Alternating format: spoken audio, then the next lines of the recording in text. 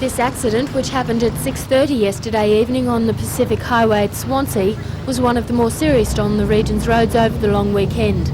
The woman passenger in this southbound Ford Falcon sustained serious head injuries when the driver lost control of the vehicle and crossed to the wrong side of the road.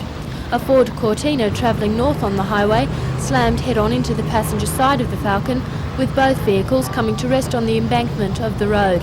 Both drivers escaped serious injury. Ambulance officers report, however, that the accident could have been much worse. There was a real danger of rescue vehicles being stranded on the northern side of the Swansea Channel when the bridge was raised at the time the accident happened. At the request of ambulance headquarters, the bridge was promptly lowered. Earlier in the day, a semi-trailer carrying a load of sand collided with a car at the intersection of Richardson and Main Roads for Dowie, causing the truck to overturn. The front of the car was completely destroyed, but miraculously the driver received only minor injuries. Late afternoon yesterday, the normal bottlenecks occurred at the northern and southern approaches to the city. As holidaymakers who went north for the weekend returned to Newcastle, traffic banked kilometres back at the Hexham Bridge. At Swansea, there was the usual congestion on either side of the bridge there. Police attributed the excellent safety record on the roads over the weekend to good weather, dry roads, and a high police profile helping to curb erratic driving.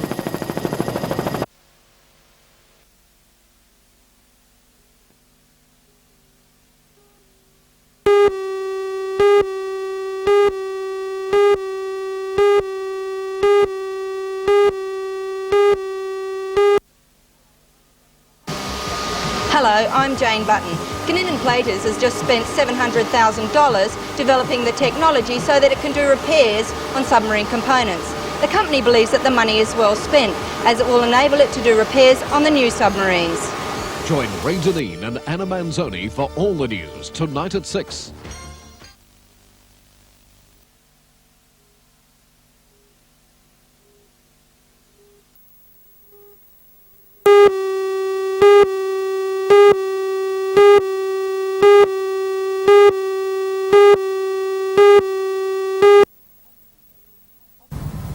Offices at Newcastle, Wollongong and Geelong, 3 of the 6 centres that were affected by the budget, will now remain open with reduced functions.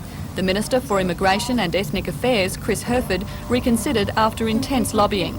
In his efforts to keep the Newcastle office open, Alan Morris, the federal member for the city, led a delegation of politicians from the region to a meeting with the Prime Minister, Bob Hawke, and Mr Herford. Although the functions of the Newcastle office will be reduced, Mr Morris says its vital role of providing a regional contact point for people with immigration problems will be preserved.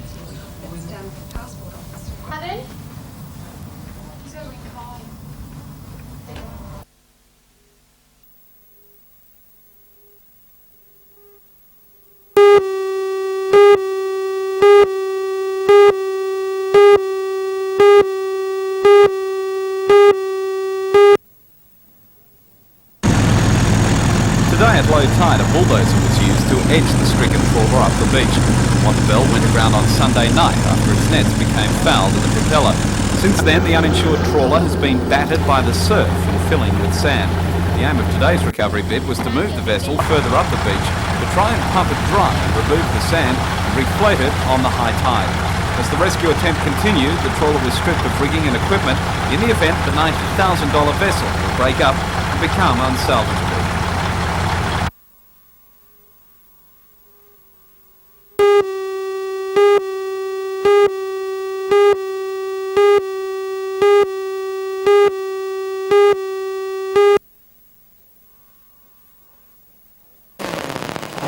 Warren Brown gave his rumbling race car a shakedown run today at the Ringwood Hill Climb course north of Raymond Terrace. He leaves for the Collinggrove track near Adelaide tomorrow, confident of regaining the national title he won 2 years ago in this same car, a Sceptre powered by a 5-litre V8. Illness slowed Brown down last year, but this year he's been back with a vengeance, winning 3 out of 5 rounds of the New South Wales Championship and setting 2 lap records. This is the last year Brown will race the Sceptre V8. Technology has caught up with the once all-conquering car, and it will soon be replaced with a smaller, more aerodynamic machine. So does it have the legs to win the title on the weekend? If I thought I was going to get second, I wouldn't be going that far. I've always been a trier. As anybody that follows the hill climbs will know, I go pretty hard. I go as hard as a car will go. Who do you think your main competition is this year? Everybody. But basically, I would say Roger Harrison in the Ripco Brabham and Kim Rollock in the Supercharged Porsche thing.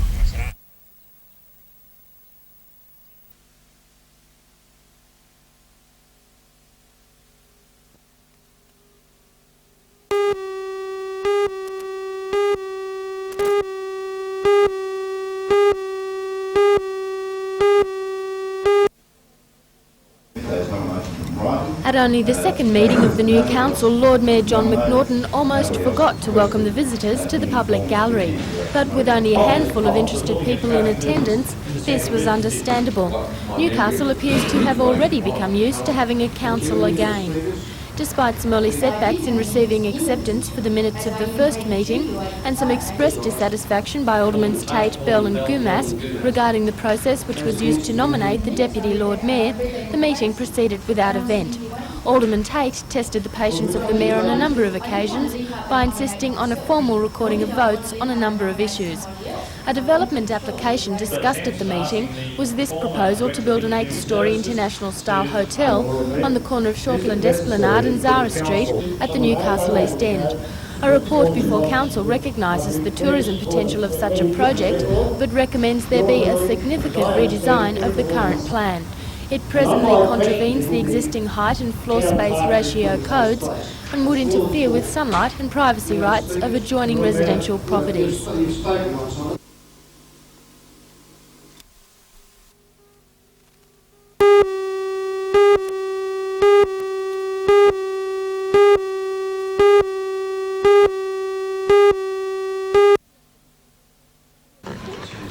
The exhibition was hosted by the Collieries Staff Association at their Merryweather premises.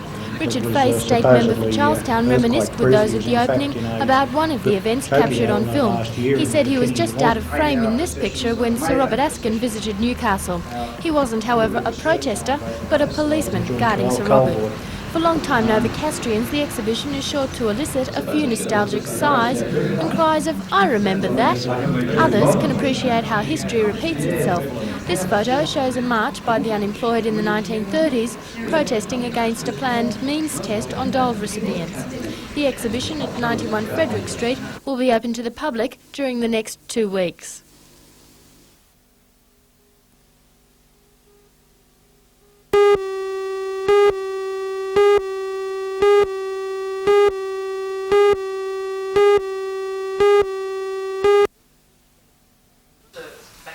The first fringe benefits tax return and payment falls due on the 28th of this month. And with fines of at least $2,000 for failure to pay, most employers are eager to find out the workings of the new legislation. And it's not an easy process, even though the special form looks simple. According to the organiser of today's seminar, Bruce Williams, most questions being asked concern the wide range of benefits included in the tax. Well, the form is very simple, but it's deceptive. The form just contains the end result of what are, in many cases, complex calculations. Do people in the wider community know what's involved with the fringe benefits tax? I think they realise they've got a problem. I think a lot of people are keeping their heads down, hoping it'll go away, but it's not going to. I think most people here today realise they've got a problem and they just want to get the forms filled in and get the taxes paid.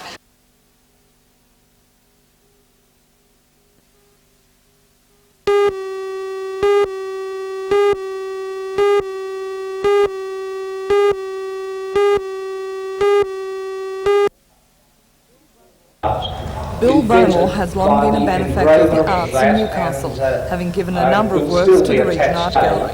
He announced while opening an exhibition of 101 Brett Whiteley graphics from the Christensen Fund that he's now donating a $42,000 Bluthner grand piano to the art gallery.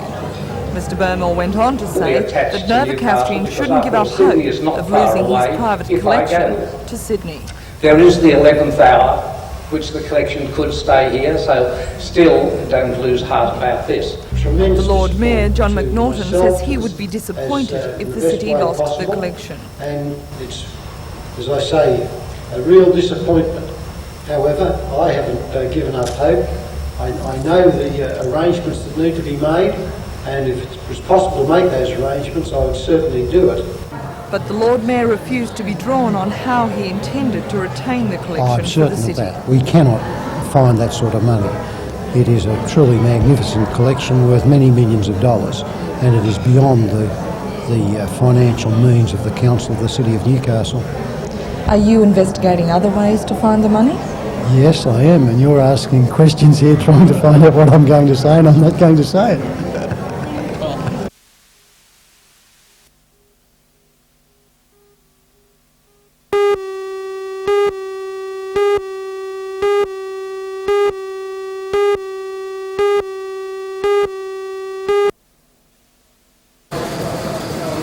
Each year, under the guidance of the Participation and Equity Program and the Equal Opportunity Training Scheme, the Tighes Hill Technical College allows schoolgirls to have hands-on experience of some of the more non-traditional occupations.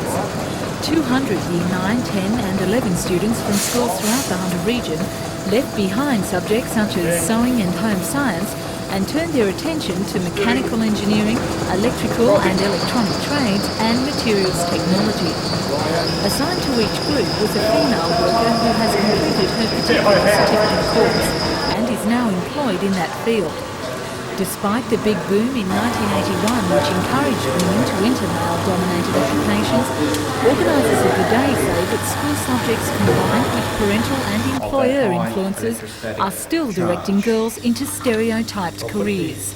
It's very difficult generally for girls to get into non-traditional areas at the moment because our whole society has become so conservative and decided that really it's not the sort of thing girls should be doing at the moment, which is a pity because it's the very time when girls should be broadening their options. Just what opportunities exist for women in the workforce?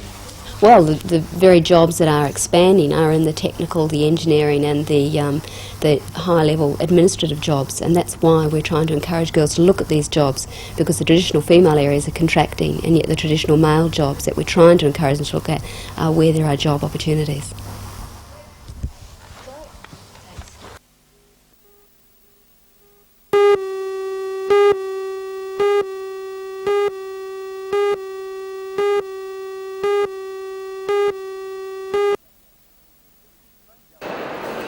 The state government is already reviewing the laws which govern the payment and administration of workers' compensation claims. Already 11 unions in New South Wales have agreed a review is necessary, provided the existing rights of the workers are not put at risk. Most unions agree, as do employer groups, that workers' compensation premiums are too high in New South Wales. So there's a real risk of businesses moving interstate to take advantage of considerably lower premiums.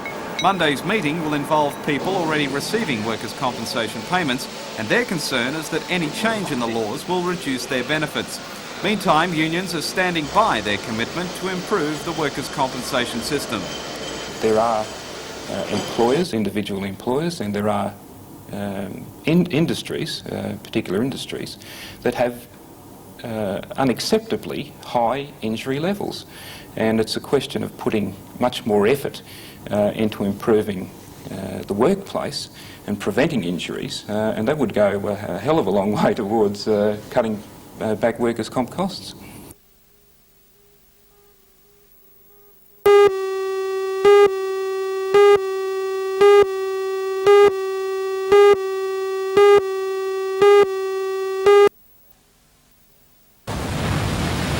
The bid to salvage the Wonder Bell began on Monday when an attempt was made to tow her off the beach and back into the sea. When that failed, it was decided to edge her up the beach with a bulldozer and pump the sand and water from its hull. As the waves of the incoming tide continue to pound the $90,000 trawler and its hull continue to fill with sand, it's becoming more and more unlikely that the Wonder Bell will be salvageable. I come here with some friends to ask them to give me the advice. Could I take the engine, the gearbox, or the air compressor in there? That's cost some money, and I may save some money for me too. But at least now, as I become a empty-hand man, you know, I left my country 8 years ago, and I come here as empty hand, and now I stuck again, as returned back 8 years ago.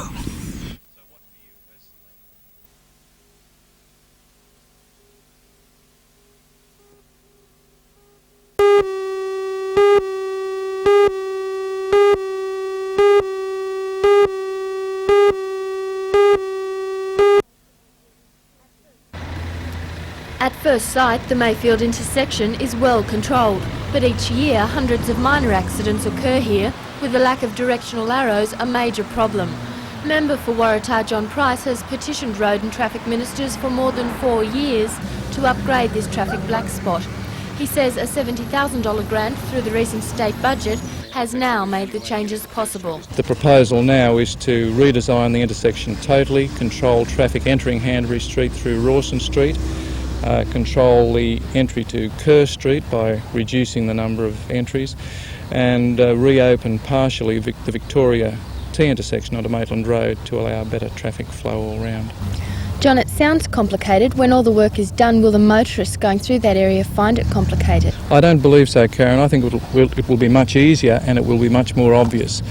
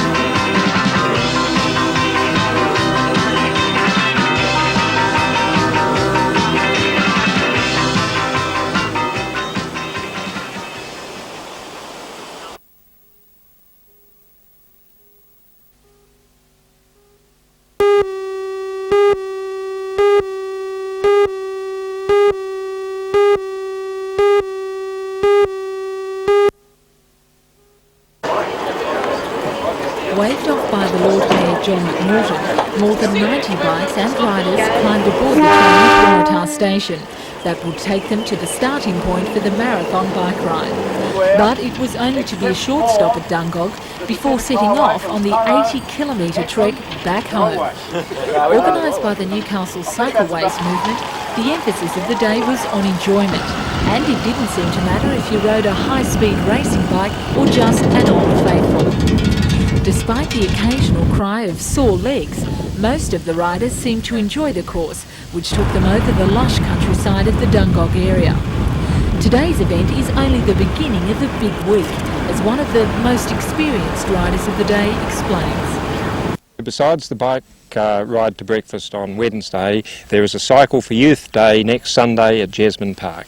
There will be lots of events and rides, and there will be something for all the family from 10 o'clock in the morning till 3 o'clock in the afternoon.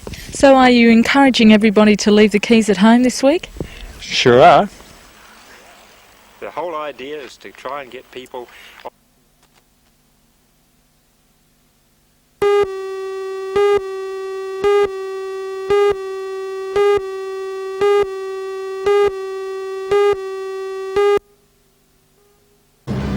The superstition which says bad luck occurs in threes might be turning out right for this branch of the National Australia Bank.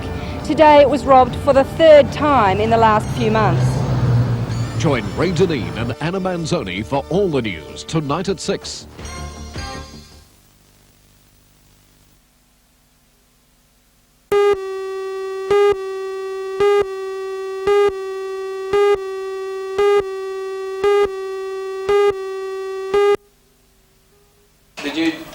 The summer program, now in its first week, includes courses which are not solely work-orientated.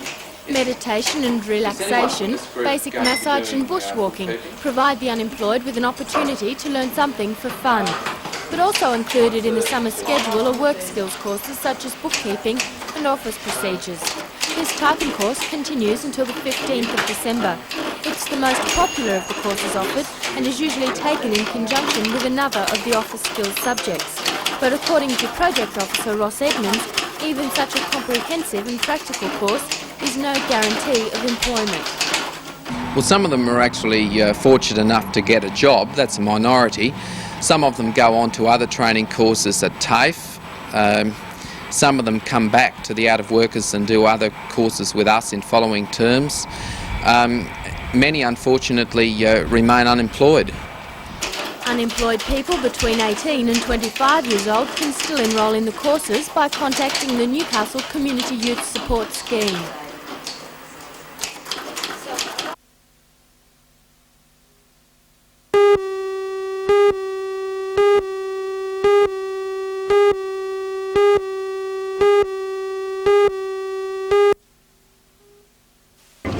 Hello, I'm Helen Hughes. The Australian Reptile Park near Gosford reopened today after undergoing a massive facelift. There are also plans on the drawing board to invest another $1.4 million in the park. Can I do the Join first one Ray again? I'm Deneen feeling and good. Anna Manzoni for all the news tonight at 6.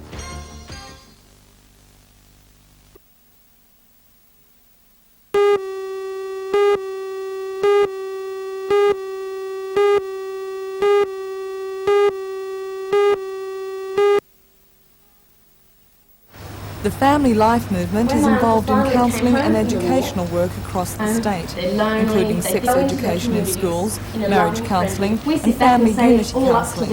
And regional officer of the movement, Athol Walter, says demand for its services is growing.